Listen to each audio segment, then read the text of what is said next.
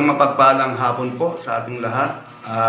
Isa na naman pong napakalaking pribilehiyo ang na makapagbahagi ng mensahe sa inyo ngayong hapon na kung saan ang salita ng Diyos ay sa buhay at mapag-aralan po natin para lalo po na tayo ay lumago sa ating mga pananampalataya.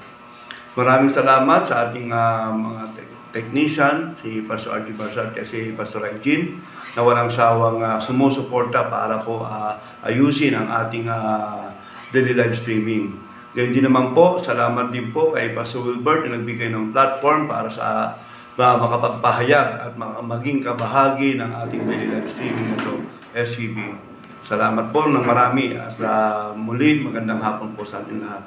Bago po ako magsimula, tayo po, inihiling ko po na tayo po ay muna saglit ay manalangin upang sa gayon ay gabayan po tayo ng banal na Espiritu at ng kapangyarihan ng ating Panginoon sa ating pagpapahayag ng ating salita, ng salita ng Diyos.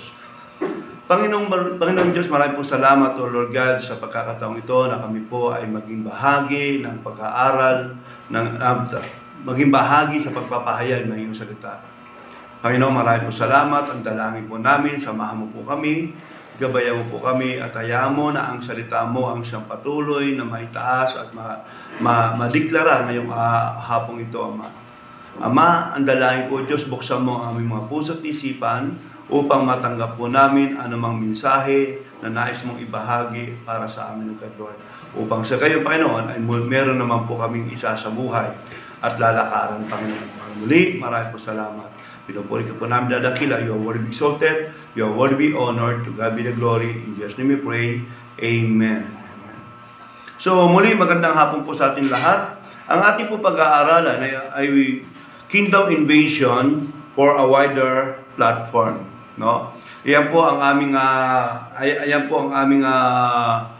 tema po sa nung aming anniversary na kung saan ay ito ay nais naming lakaran for this coming year 2024. Ano po? Dito sa Joshua chapter 14 verse 6 to 13, now the people of Judah approached Joshua at Gilgal, and Caleb son of Jephunneh the Kenizzite said to him, "You know what the Lord said to Moses, the man of God of Kadesh Barnea, about you and me.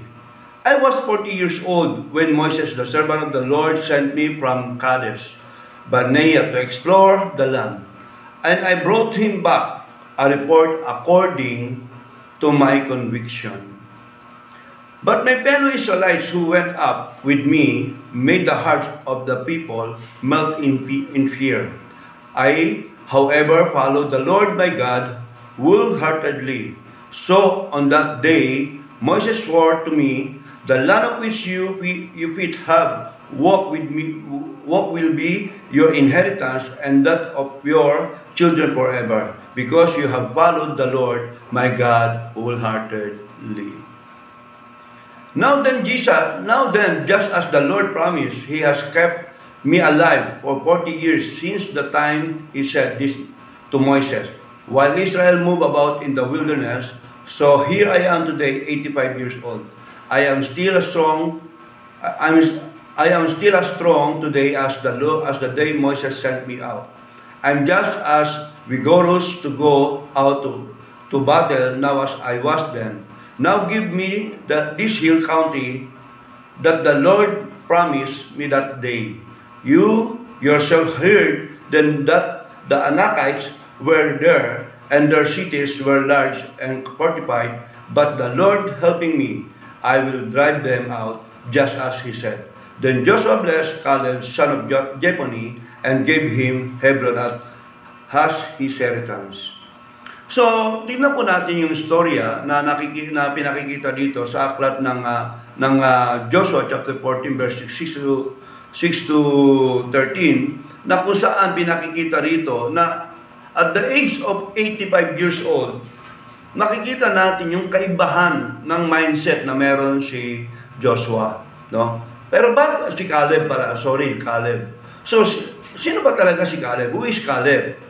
Caleb, the son born to Hezron, where Jerahmeel, Ram, and Caleb. Silang magkakapatid, no? Then, kasama din po siya sa 12 spy na pinadala ni Moises, na kung saan yung 10 spies, ang report nila ay negatibo, habang si Caleb and Joshua ay positibo ang kanilang reporting. Stood in the promise of God with Joshua. Nanatili sila sa pangako ng Panginoon, tinayuan nila ang pangako ng Diyos na ang promised land, ang Kanaan ay ibinigay ng Diyos para sa kanila. Someone with a different spirit, isa siya sa mga kakaiba ang kanyang espiritu, na kung saan kahit sa edad niyang 85 years old ay patuloy pa rin niyang ninanasa na makuha yung pangako ng Diyos na sa pamamagitan ni Moises. A strong and mighty warrior na talagang makikita natin, kasama po siya, na kabilang po siya sa nakipagbaka sa panahon na kung saan ay kasama niya si Joshua na lumalaban habang si Moises ay nasa taas ng bundok kasama ni Aaron at ni Hur. Pero ito naman si Caleb at si Joshua ay nakikipagbaka sa ibaba, sa ground. Someone with different mindset and starting memory. Meron po siyang kakaibang malawak na memorya na kung saan ay kahit na sa edad niya, hindi pa rin niya nalilimutan ang mga pangako ng Diyos. What is invasion? Ano ba ang invasion? An instance of invading a country or region with armed force. An incursion by a large number of people or things into a place of sphere of activity. An unwelcome intrusion into another domain. Ito po yung lugar na kung saan ay sasakupin, no? Sasakupin para pamahalaan ng panibagong pamamahala, no? Na kung saan ang kapamahalaan ng Diyos ang dapat na umiral, no? So kailangan masakop natin ang kaharian na kung saan ay mismo ang kaharian ng Diyos ang siyang mangibabaw, o ang pagkahari ng Diyos ang mangibabaw. What is kingdom? A political organized community of major territorial units having a monarchical form of government headed by a king or queen.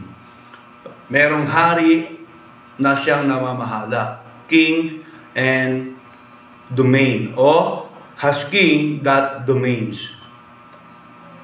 What is platform? A flat on horizontal surface that is usually higher than the adjoining area, such as a raised flooring stage. And number 2, an elevated area next to railroad tracks for the boarding of trains. Number 3, a declaration of the principles on which a group of persons stands, especially a declaration of principles and policies adopted by a politically party or a candidate, a means of opportunity to communicate ideas or information to group or people, plan, design. So, ano yung platform na pinapakita rito, no? One of the area na kung saan ay ito yung tinatayuan, no? Tinatayuan para sa kung anumang aktibidades o activity na inyong gagawin. Pero sa atin dito, ang tinutukoy ko pong platform dito na nais ng Panginoon sa atin, saan ka man naroon, ano man ang trabaho mo, alam ko ikaw man estudyante, at sa loob ng classroom nyo, that is your platform. Kung ikaw na may nagtatrabaho, that is your platform. Kung ano yung ginagawa mo, kung gaano kung nakikita o yung influence na meron ka. So yung sphere of influence mo, it considered as your platform. So dapat nakita po natin na ito po yung nais ng Diyos na mapalawak, no? What to do to invade the kingdom? Ano bang gagawin natin para ma-invade ang kingdom?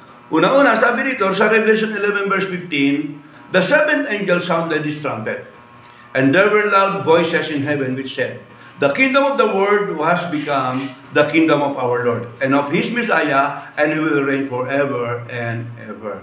The kingdom of the world has become the kingdom of our Lord, and his Messiah, and he will reign forever and ever. So yung kaharian ng mundo ay magiging kaharian ng Diyos, no? At ng kanyang ng Panginoon at ng Misaya, no? At gayon din ay maghahari siya magpakailan paman. So, sa Isaiah 43 verse 7, everyone who is called by my name, whom I created for my glory, whom I formed and made. So, ipinakita rito na kung saan na walang naitataas sa lahat ng bagay kundi ang pangalan ng Panginoon. Na kung saan sa lahat ng kanyang nilikha, ang pangalan lang ng Diyos ang siyang maitataas. The Lord has established His throne in heaven, and His kingdom rules over all. Praise the Lord, you His angels, you mighty ones who do His bidding, who obey His word. Praise the Lord, all His heavenly hosts, you His servants who do His will. Praise the Lord, all His works everywhere in the dominion. Praise the Lord, my soul. So, gusto ko makita po natin na bago po natin maitaas ang kalwalatian ng Diyos bilang isang invader ng kaharian. So, dapat kilala natin kung sino ba talaga ang pinaglilingkuran natin. Sino ba talaga ang siyang nais nating maitaas at dapat paglingkuran, no? First, knowing God. Kailangan kilala natin ang Diyos. Maraming mga tao, oo, kilala nila ang Diyos. Even nga ang mga bata, pag sinanong mo, sino ba ang Diyos?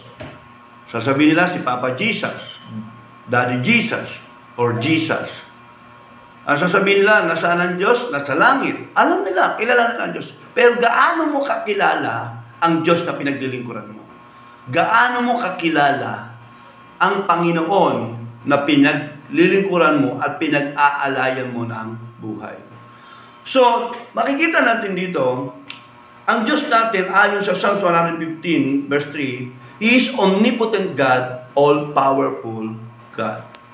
Our God is in heaven, He does whatever pleases Him. Magagawa niya ang lahat ng bagay sa ikalulugod at ay kasisiya ng kanyang puso. Psalms 55 verse 11, So is my word that goes out from my mouth. It will not return to me empty, but will accomplish what I desire and achieve the purpose for which I sent it. So, makikita natin na walang imposible sa Diyos, no? He is a powerful God. Hindi po natin kayang tumbasan o hindi natin mapapantayan ang kapangyarihan ng Diyos. Maaring siguro na masasabi natin na malakas ka, may kakayanan ka, pero never na pamantay ka sa kapangyarihan ng Diyos. Sabi mo magaling ka, mahusay ka, pero never na mapantayan mo ang magagawa ng Diyos. He is omnipotent God, all-powerful God, sa Jeremiah 32 verse 17, and as sovereign Lord, you have made the heavens and the earth. By your great power and outstretched arm, nothing is too hard for you. So, walang imposible at walang mahirap sa Diyos. Kaya, kung meron ka mang bagay na nais mapatunayan sa buhay mo, magtiwala ka sa Diyos. Dahil alam ko at naniniwala ako na mas kayang ipakita ng Diyos ang kaya niyang gawin sa buhay natin kung magtitiwala tayo sa Kanya. At mas higit, kung higit pa natin siyang kikilalanin, mas lalong marami pa siyang kayang gawin sa buhay natin. He is omnipotent God, all-powerful God. He has unlimited power. Hindi kayang limitahan ang kanyang kapangyarihan. He is the creator of everything. Siya yung may gawa ng lahat ng bagay. The owner of heaven and earth. Siya yung may-ari ng langit at lupa. And miraculous God. Siya yung gumagawa ng mga miracle, ng mga imposible, nagiging posible. He is omniscient, the all-knowing God. He knows everything. Alam niya kung ano ang mga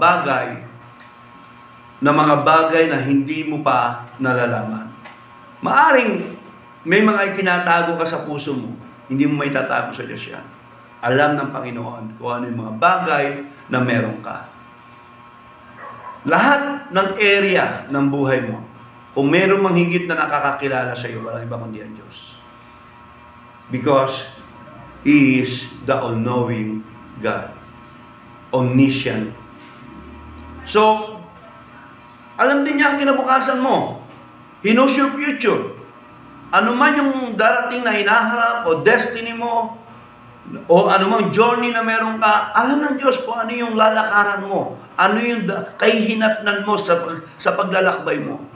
Walang hindi alam ng ating Panginoon. Kaya kung meron mang ikaw nilalakaran sa buhay mo, kung meron man ikaw na nais marating sa buhay mo, mas lalo kang higit na lumapit sa Panginoon dahil siya ang nakakaalam ng destiny mo. Siya ang nakakaalam ng journey nilalakaran mo. Kaya kung meron ka man dapat gawin, lalo kang magtiwala at mas lalo mong kilalanin ang ating Panginoon.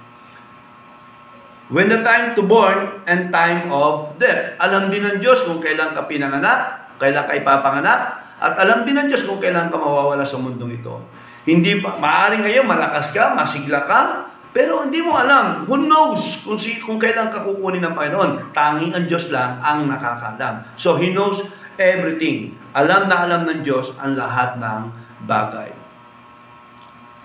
He is omnipresent God, present everywhere at the same time. Kahit saan ka pumunta, ito nga po ang lagi ko sinasabi at itinuturo sa church. Napaka-imposible na sa loob ng maghapon, hindi mo makuhang manalangin. Hindi mo makuhang makipag-usap sa Diyos. Kasi kahit nasa loob ka ng sasakyan, nagdadrive ka, makakapag-pray ka. Kahit nasa loob ka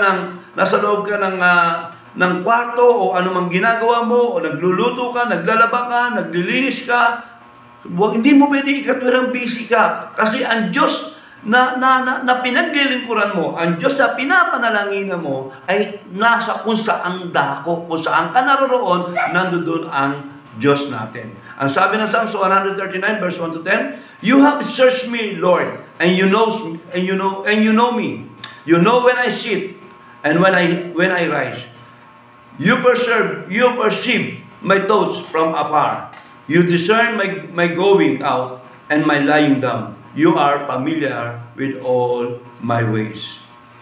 Psalms 139 verse 47, Before a word is on my tongue, you, Lord, know it completely. You hem me in behind and before you and lay your hands upon me.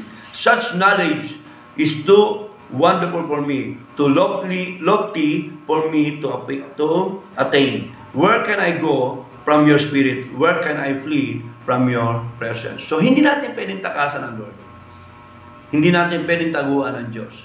Maaaring makapagtago ka sa tao, maaaring makapagtago ka sa inuutangan mo, maaaring makapagtago ka sa mga naatrasuhan mo, pero never kang makapagtago sa Diyos. Ganong kapangyarihan ang Diyos na pinaglilingkuran natin. Siya yung nakakaalam, siya yung makapangyarihan, at saan man dako siya, nandoon. At hindi mo pwedeng isa-isang tabi ang kayang gawin ng Diyos. Malaki at marami ang pwedeng magawa ng Diyos na ating pinaglilingkuran. Dapat kilalanin po natin mabuti na kung sino ba ang Diyos na pinaglilingkuran natin. At makikita natin dito na higit na makapangyarihan, higit na nakakaalam ng lahat ng bagay, at higit na kung saan siya naroroon, siya ang Diyos na ating pinaglilingkuran.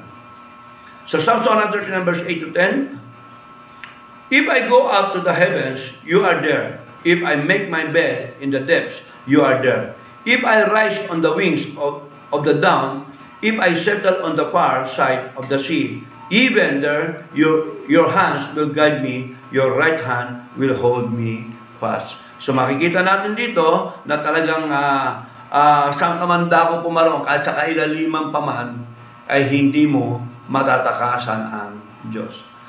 Naalala ko nga yung istorya ni Jonah, no, na sinabihan siya ng Panginoon na pumunta ka sa Nineveh at ibahagi mo ang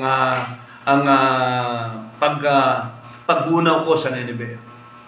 But instead na pumunta sa Nineveh si Jonah, ay mukhang nakaisip na pumunta ng Tarsis at doon siya sumakay papuntang Tarsis. Habang nasa estasyon siya ng barko, ay sa isip-isip niya ay nakatakas ako sa Diyos. Nakatakas ako sa nag-utos sa akin.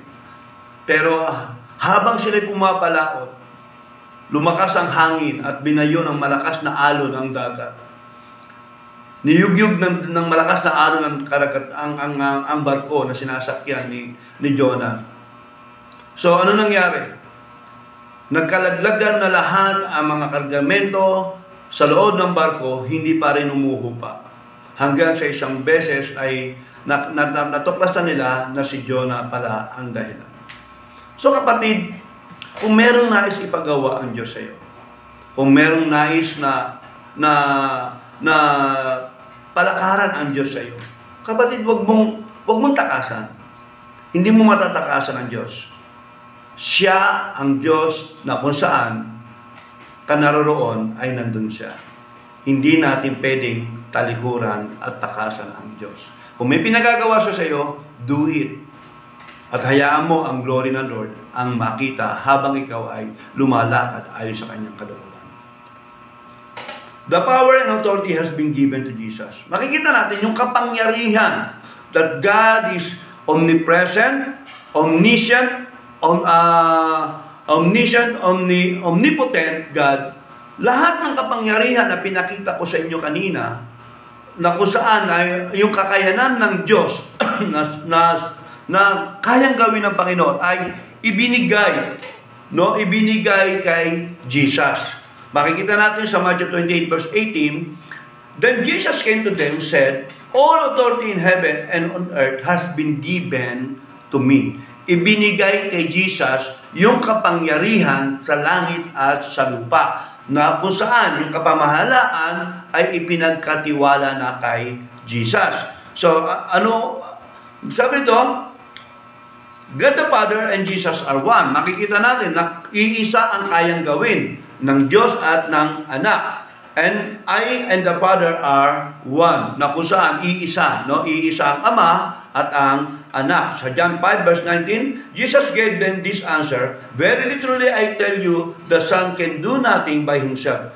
Tingnan nyo makikita po natin dito na kahit na ang kapangyarihan ay na kay Jesus na kaya niyang gawin o kaya niyang pangunahan ng Diyos, pero hindi niya ginawang pangunahan ng Diyos sapagkat makikita natin dito, nandoon pa rin yung pagpapasakop ni Jesus sa kanyang Ama, at kung ano man ang ginagawa ng Ama, yun ang kanyang ginagawa. Ang sabi niya nito, Jesus gave them this answer, Verily truly I tell you, the Son can do nothing by himself. Hindi niya ginagawa ang mga bagay na kung saan ay para pangunahan ang Diyos. He can do only what he sees his Father doing.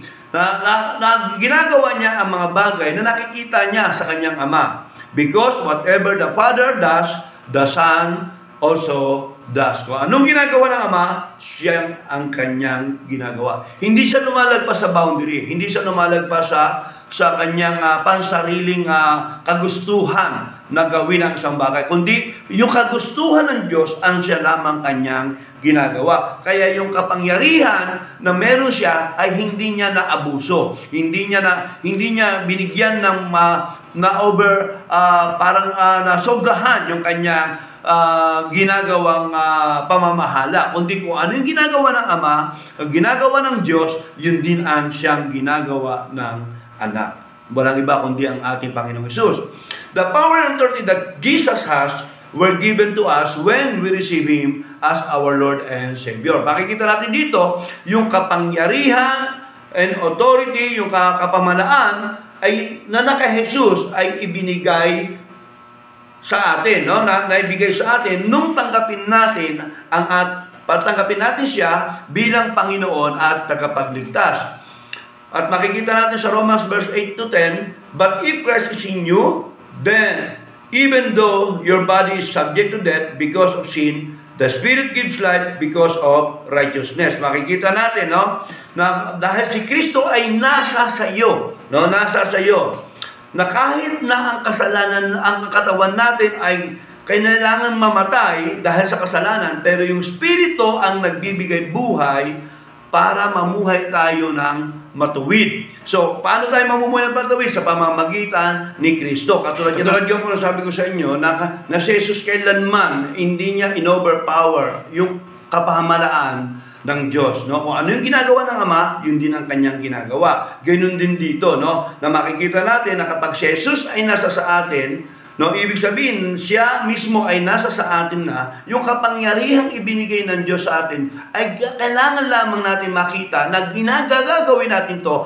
ayon sa kung ano ang pattern na pinakita ng ating Panginoong Hesus. Excuse me. Because of Jesus, the power to domain has been restored, no? Kinuha, no, na yung kapangyarihan mamahala ay muling ibinalik, no? Ibinalik sa atin sa pamamagitan ni Jesus. At nakikita natin sa Genesis chapter 1 verse 26 yung kapamalaan na kung saan ay nanakaw ng demonyo. Ang sabi nito, then God said, let us make mankind in our image, in our likeness, so that they may rule over the fish in the sea and the birds in the sky, over the livestock and all the wild animals, and over all the creatures that move along the ground. So makikita natin dito, nung nilikha ng Diyos ang daigdig, no? Ang mundo, ang pinaka-last na kanyang nilikha ay yung tao na kung saan yung authority mamahala ay ibinigay sa first man, which is Adam and Eve. Na kung saan yung kapamalaang ito, yung nawala sa atin ay ni-restore na ng ating Panginoong Hesus. Si Jesus ang siyang naging dahilan kung bakit kinakailangan maibalik ito sa atin para magawa natin ang pinagagawa ng ating Panginoon. But let us remember that without Jesus, we are nothing. Hindi pwede natin sabihin na everything is alright, kaya ko yan,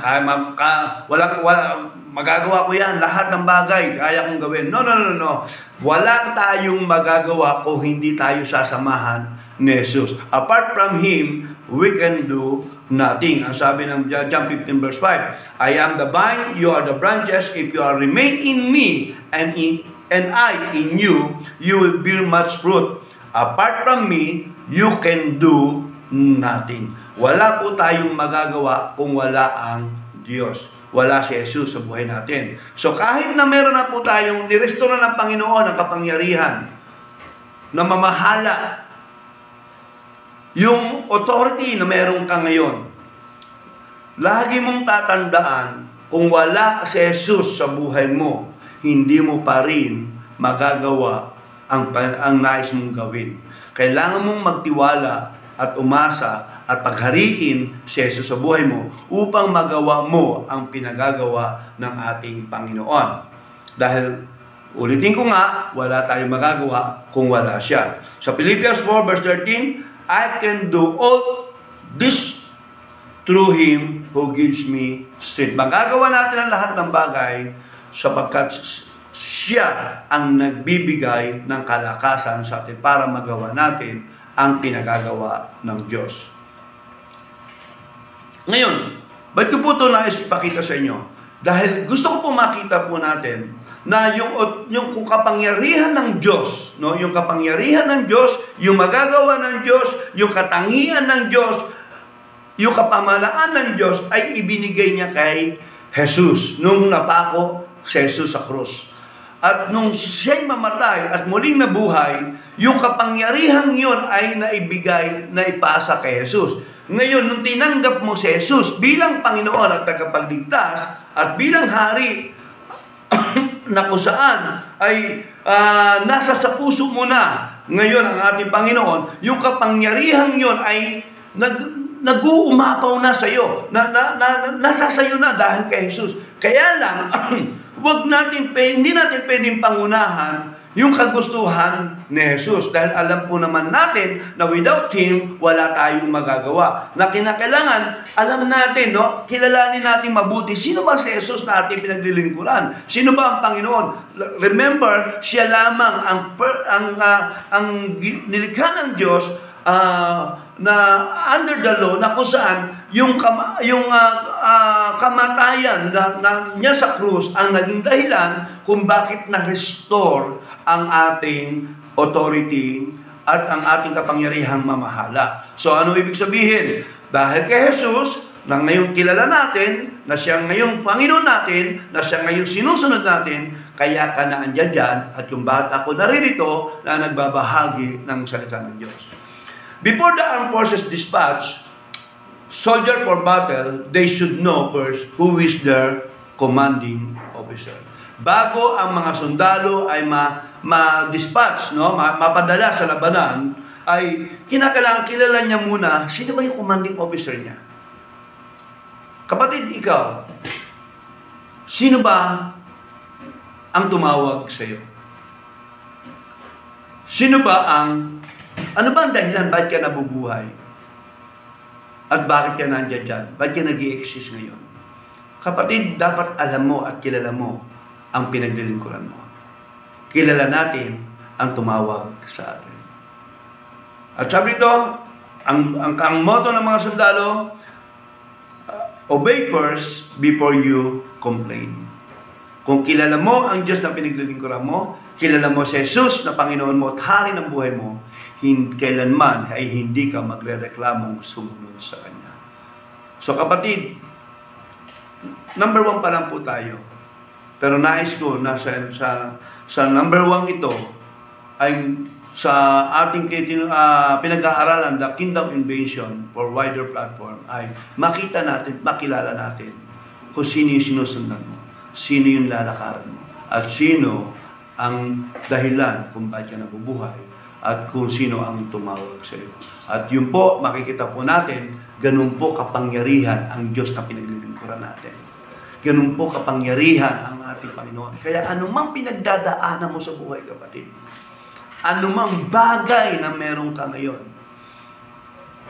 lagi mong tatandaan, masigit ang Diyos sa anumang bagay na pinagdadaanan mo. Dahil siya ang solusyon, siya ang kasagutan, siya ang natatanging paraan para tugunan ang lahat ng mga katanungan, problema na iyong kinakarap. Muli, magandang hapon po sa ating lahat. Pagpalain po tayo ng Diyos. Meron pa ho tayong part 2. At itong part 2 nito ay pag-aaralan po natin yung pangalawa po na pag-usapan natin ay knowing your identity. Kaya lang, medyo mahaba-haba pa rin po ito. Kaya tatapusin ko muna po dito ang ating pinag-aaralan. Muli, magandang hapon po. Tayo po lahat ay sumaglit na yung muko at upang makapagpasalamat sa ating Panginoon. Tayo na maraming po salamat, O God, sa hapon ito na kung saan ay muli ay pinakita mo sa amin ang kadahilanan, Panginoon, kung bakit kami nag-exist. Dahil ito sa kapangyarihan mo, dahil ito sa kakalakasan mo, dahil ito sa kaalaman mo na meron ka, Panginoon, na kung saan hindi kayang tumbasan, hindi kayang pantayan ng tao. At salamat sa Panginoong Hesus na namatay sa krus. Kundi dahil sa Kanya, wala kami, Panginoon. Nirestore niya ang kapamalaan na pinagkatiwala ng Diyos sa amin. Nirestore ng aming Panginoon na pinaglilingkuran walang iba kundi si Jesus ang lahat ng nawala at tinakaramdaman sa amin. Kaya sa hapong ito, Panginoon, ang dalangin ko, samahan mo po kami. Huwag mong hayaan, Panginoon, na manatili kami sa aming sariling kagustuhan. Hayaan mong kagustuhan mo, Panginoon, ang laging masunod sa buhay namin. Muli, maraming po salamat. Pagpalain po, Panginoon, ang aming mentor, Pastor Wilbert Butial, na nagbigay sa amin ng pagkakataon makapagbahagi ng salita ng Diyos. Salamat din, Panginoon, at pagpalain mo rin, Panginoon, si Pastor R.G. Pasarte, Pastor Aijin, at ang lahat ng bumubuo ng SAB Tribes. Maraming po salamat at patuloy kang magpakilala pa sa amin, God. At ang aming relationship ay patuloy mong palalimin upang patuloy naming makilala at mapatunayan sa aming mga sarili na totoo at higit na makapangyarihan ang Diyos na aming pinaglilingkuran. Muli, maraming po salamat. Sa iyo po lahat ang papuri, sa iyo po lahat ang pasalamat. To God be the glory. In Jesus' name we pray. Amen.